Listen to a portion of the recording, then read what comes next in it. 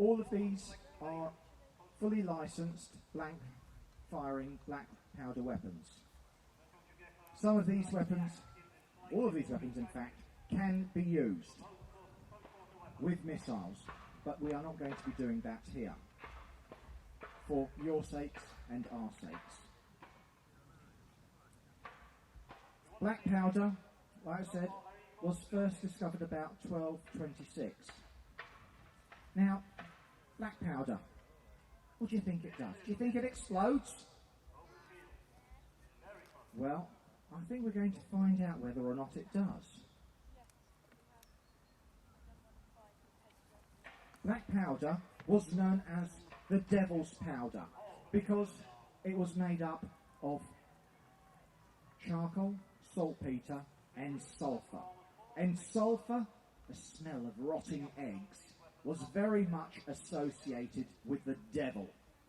This was regarded as the devil's black powder. And here we have a small pile of powder, gunpowder.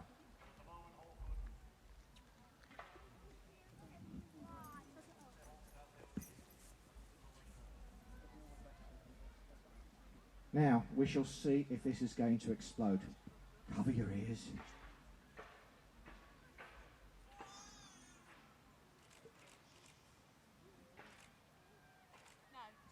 No, obviously it's not black powder. It is not going to explode at all.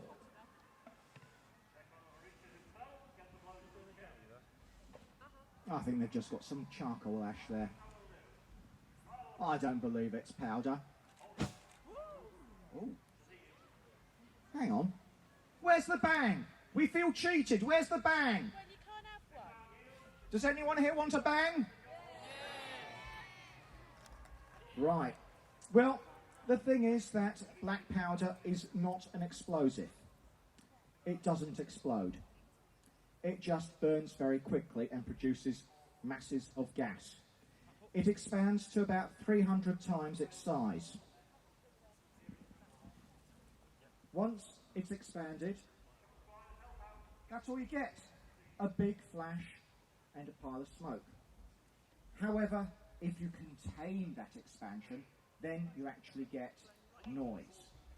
This is one of the guns we have. It's a type of gun called a Hackbutt, which is from the early part of the 15th century. This is the sort of gun which would have been used at Agincourt. It's basically a long metal tube on a metal stick. So, it's very much more a terror weapon than an effective weapon for killing people. However, the noise, the smell, were very effective in their own regards. Even up to the time of the English Civil War, people would run away from the sound of guns because people had never heard anything so loud and evil. So this gun is being prepared. The powder is put in. At the time, they would have shot arrows from these guns as well as balls of metal. A finer powder is used for priming, and we shall see what happens. I think it's just going to go foot again. There's not going to be any bang, is there? There's no bang coming, is there?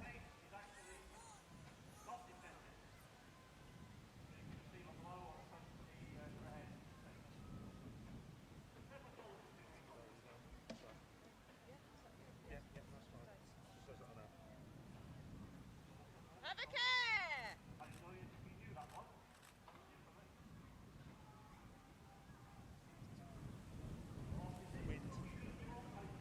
The wind is actually picking up. This is actually a big danger with guns because it starts blowing away powder. And the powder is very fine. Have a care!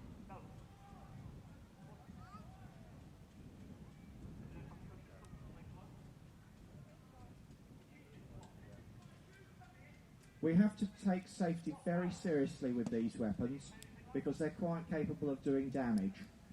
So safety is always our first priority.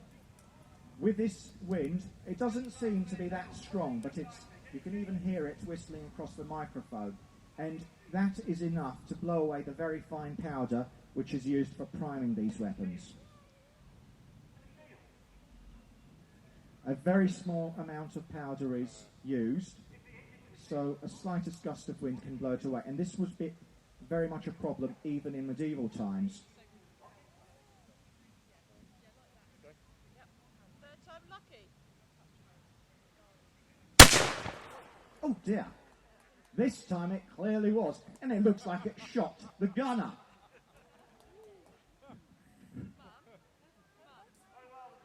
The gunner shot himself.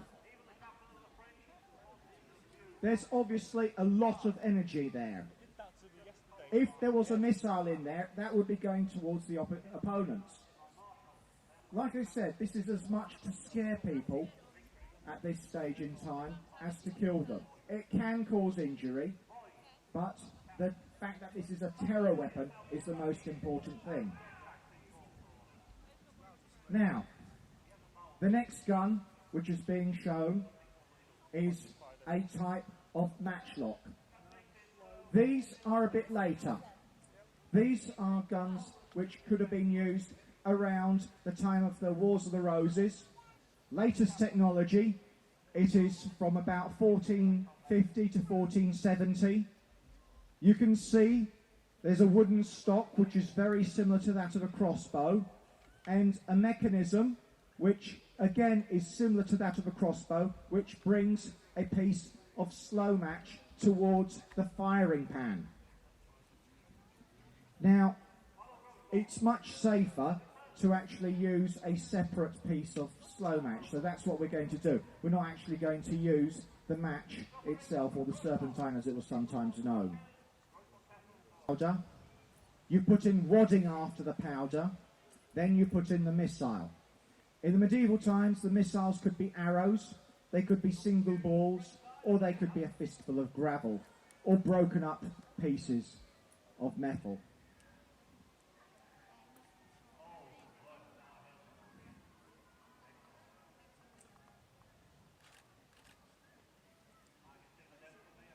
When you shoot a fistful of gravel, that can cause lots of injuries. And in medieval times, even relatively minor cuts can have infection, and the infection is a long and painful, slow death. Now we have the guns ready.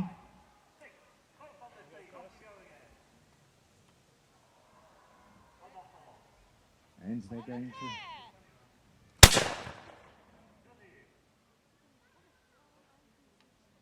Have a care!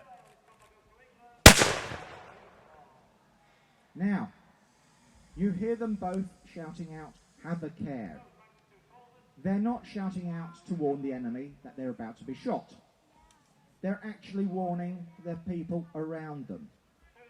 When the gun fires, you can see the cloud of smoke.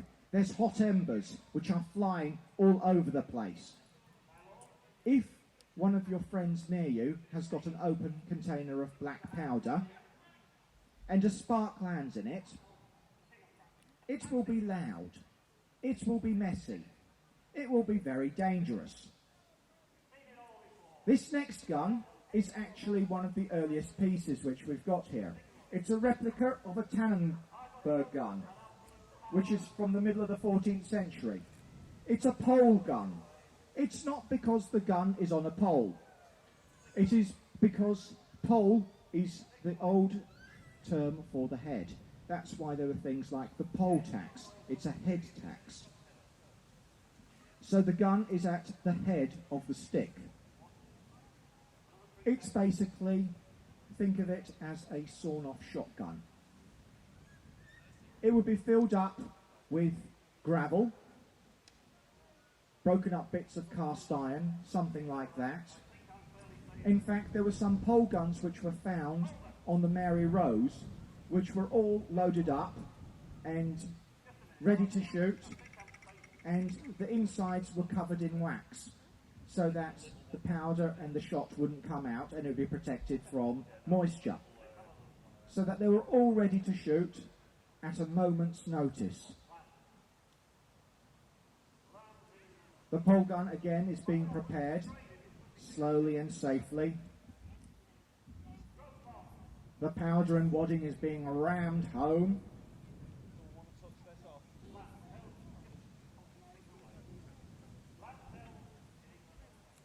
And now they are priming it.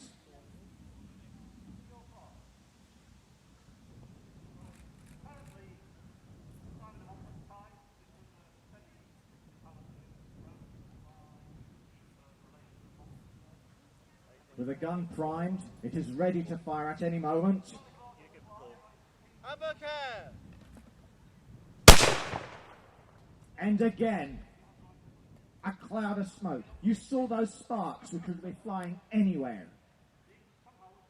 Even beyond the ones which you can see. When you shoot like this at night, you can see just how far the sparks can fly. They can easily fly 3 or 4 meters, even 5 meters away.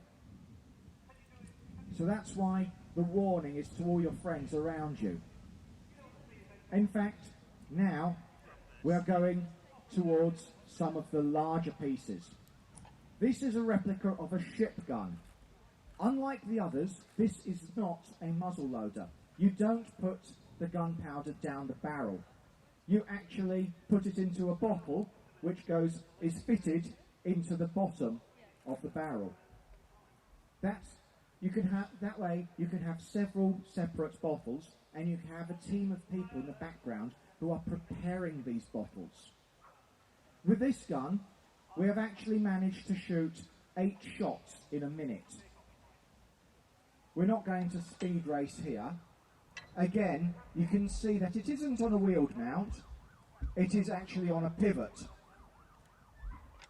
With a pivot like that, you can point it in any direction very quickly, which is ideal on board a ship because there's going to be another ship approaching you, coming closer, and the distance and the direction you've got to point it is going to be changing second by second. It's also very effective if it's mounted and people are attacking you in a castle, for instance, because you don't know exactly where people are going to be coming from. If you've got a heavy wheeled piece, you've got to pick it up, move it, rotate it. This way, it's much better. You can rotate it towards the enemy at a second's notice. With a breech, and you can see the kick on this. If there's a missile in it, it will kick even further back. We actually have used a black powder gun, which is a bit bigger than this. It's known as a bombard, and that was a castle breaker. The bombard we use weighs 1.5 tons, and it would shoot a missile weighing 140 pounds. Have a care.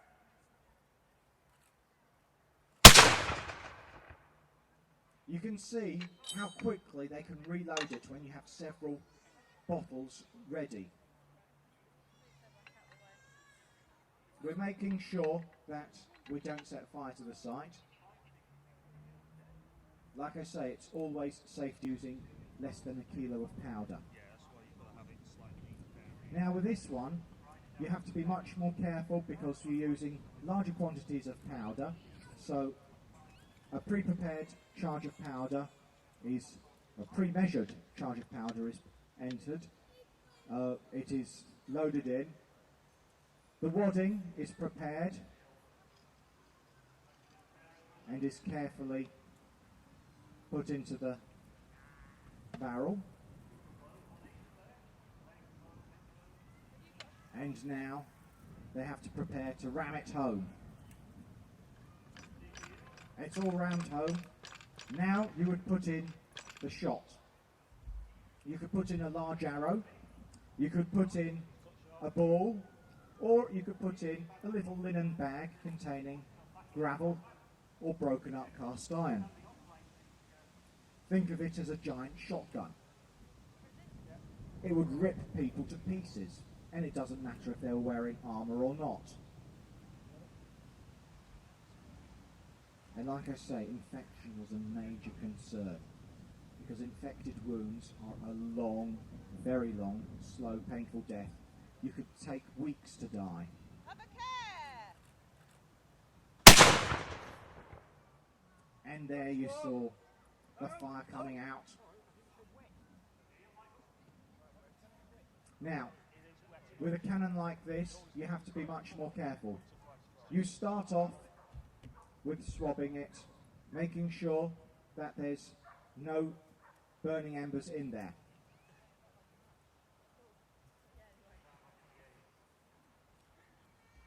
A damp swab goes in.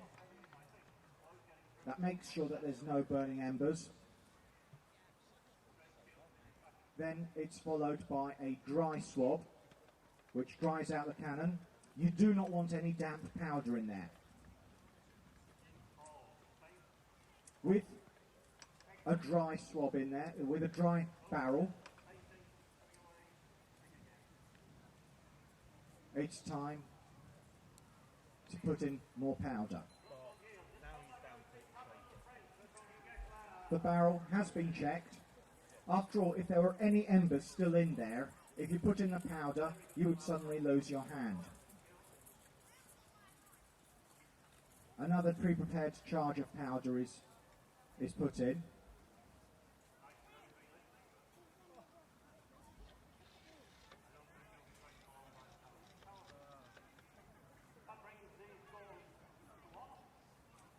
And the cannon is ready to have the wadding entered. The wadding is put in, rammed home.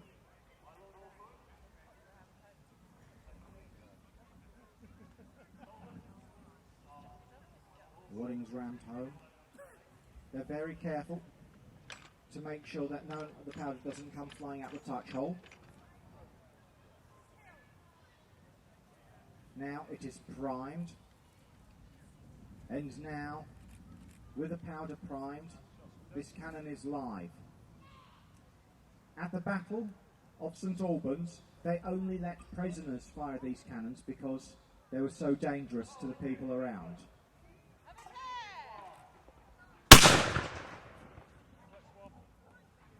And now, we're going to go through the cycle again. A damp swab goes in, which cleans it out. Now it's dried down. Again, these people are working against time. They've just shot. The enemy knows that they can't shoot again immediately. This is one of the advantages of the other type of cannon, the breech loader, because you could very quickly put in another barrel. You could put in another charge of powder. With this one, it takes time. The enemy knows that they've just shot. So if they can get up close, they can either kill these gunners or chase them off and capture that gun. So that enemy are charging towards them. They're approaching. So these gunners are getting worried. They might make a mistake. So they still have to be careful though, because like I said, it's very easy for these things to go wrong, and in the medieval times they did sometimes explode. It's all being prepared. The enemy is at the end of the field. We can see them running past the cabbages. They're getting closer and closer.